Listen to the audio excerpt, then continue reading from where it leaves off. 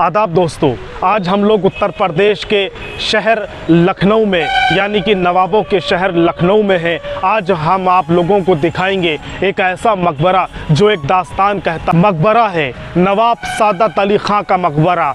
नवाब सादत अली ख़ां लखनऊ के छठे नवाब हुआ करते थे। उन्हीं के मकबरे पर हम आप लोगों को लेकर के और उससे जुड़ी हुई तमाम बातें आप लोगों तक रखेंगे। तो मेरे साथ चलिए नवाब सादत अली ख़ां के मकबरे तक और इनकी जो कहानियाँ हैं वो कहानियाँ हम आप लोगों को बताते हैं। तो चलिए मेरे साथ मकबरे तक।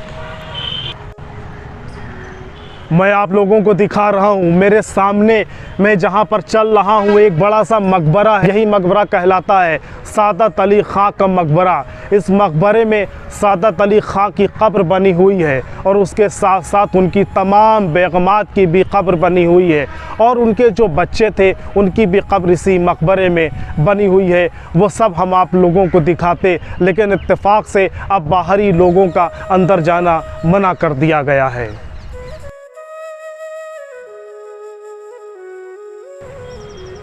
नवाब सादत अली ख़ां के मकबरे के बिल्कुल करीब हम लोग खड़े हुए हैं। आप मेरे पीछे देखिएगा, ये बहुत आलीशान मकबरा बना हुआ है। ये कहा जाता था कि नवाब साहब जब ज़िंदा थे तब वो इसी महल में रहा करते थे।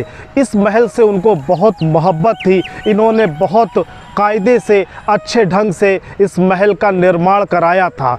उन्होंने ये कहा था कि उनके मरने के बाद उन्हें कहीं और न दफनाया जाए, बल्कि वो जहाँ पर रहते हैं, जिस कमरे में रहते हैं, उसी कमरे में उनकी कब्र बना दी जाए। तो उनके मरने के बाद उनके बेटों ने उनकी कब्र उसी कमरे में बना दी। उसके बाद उनकी जो बेगमात थी उनकी भी कब्रें वहाँ पर बनी हुई। हालांकि जब आप इस मकबरे में जाएंगे, जो ऊपरी हिस्सा है वहाँ पर कब्र बनी हुई है।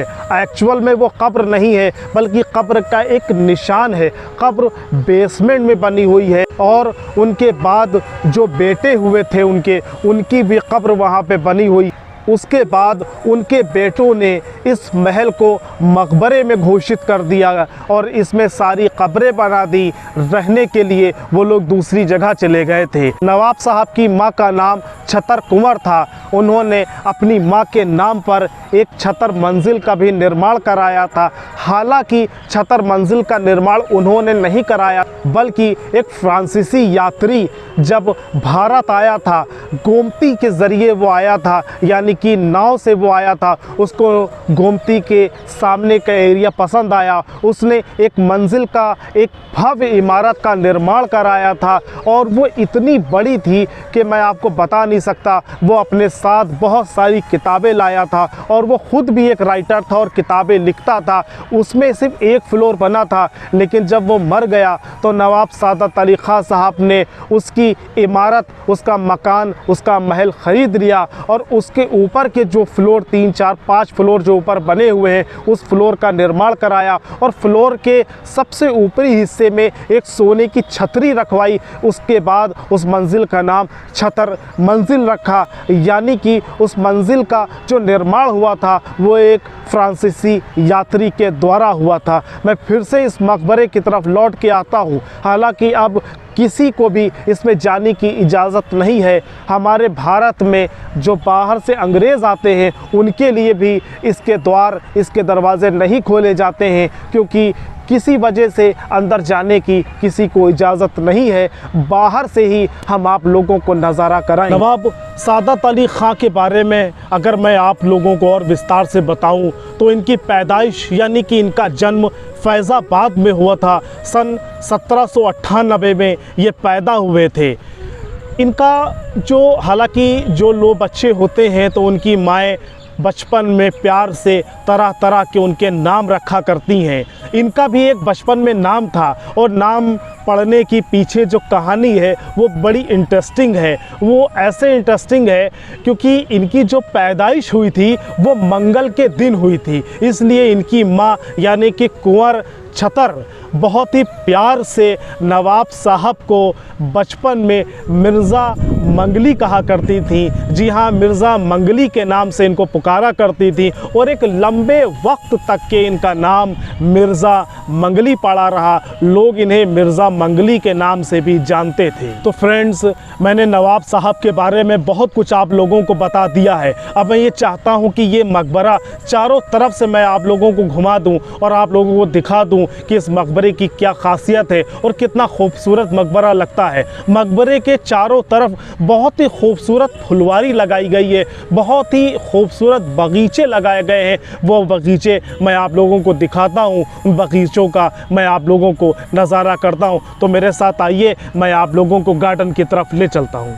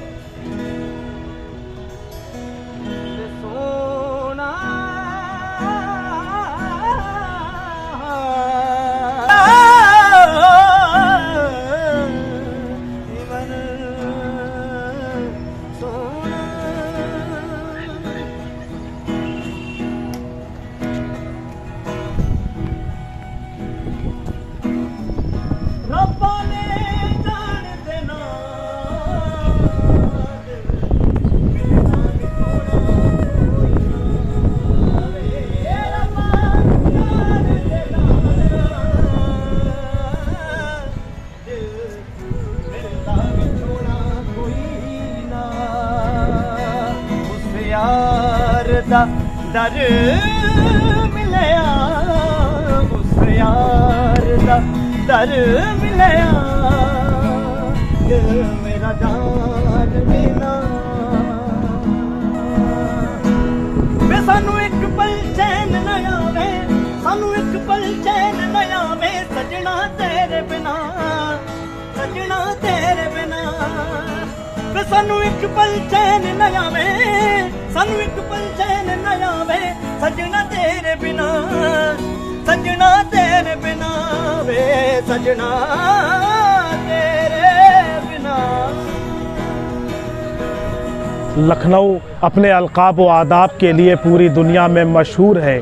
लखनऊ कौमी यकजहती के लिए मशहूर है। लखनऊ हिंदू मुस्लिम एकता के लिए मशहूर है। इसकी एक अनूठी मिसाल अभी आप लोगों ने देखी। सादत अली खां के मकबरे पर कुछ बच्चे होली खेल रहे थे तो कुछ बच्चे म्यूज़िक बजा रहे थे और कुछ गाना गा रहे थे। यही हमारा लखनऊ है और यही हिंदुस्तानी एकता है और यही मिसाल है कि हिंदुस्तान में लोग अमन, शांति और मोहब्बत के साथ रहते हैं।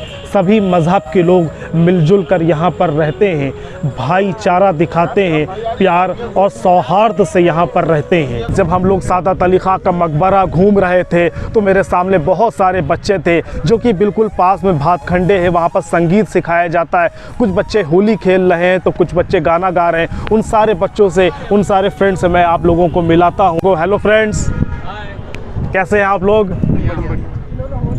Happy Holi, happy Holi, happy Holi, happy Holi भाई।